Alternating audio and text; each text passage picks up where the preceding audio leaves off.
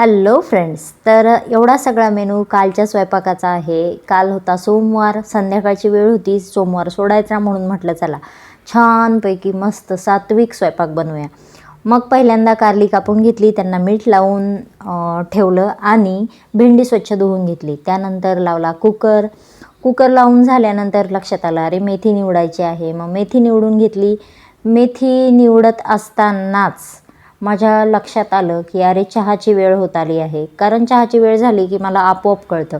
मग काय कोणास ठाऊक उपवास असला की मला संध्याकाळी एवढी भूक लागते आणि मग स्वयंपाक करावासा वाटत नाही.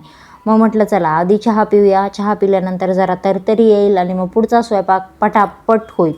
म्हणून मग मस्तपैकी चहा बनवला, चहा पिला आणि चहा पिल्यानंतर मग तोपर्यंत कुकर थंड झाला होता. म्हटलं चला सगळ्यात आधी वरणाला फोडणी देऊ, वरणाला म्हणजे डाळीला.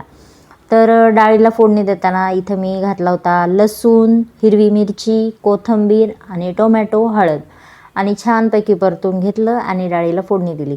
तुम्ही बघू शकता माझी डाळ एवढी छान झालेली आहे.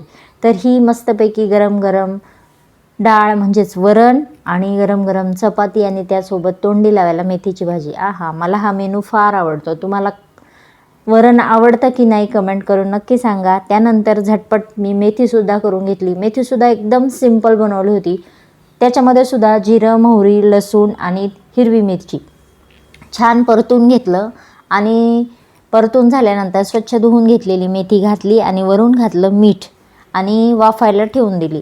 वाफल्यानंतर मस्तपैकी वरून जाडसर शेंगदाण्याचा कूट घातला आणि त्याच कढईत मी लगेच भेंडीसुद्धा परतून घेतली. भेंडीसुद्धा सेम तशीच केली होती आणि भेंडी झाल्यानंतर लगेच थोडंसं कारलं करायचं होतं, ते पण करून घेतलं. हे पण सेम तसंच केलं होतं, फक्त कारल्यामध्ये शिजल्यानंतर वरून थोडं लिंबू आणि गूळ घातला होता.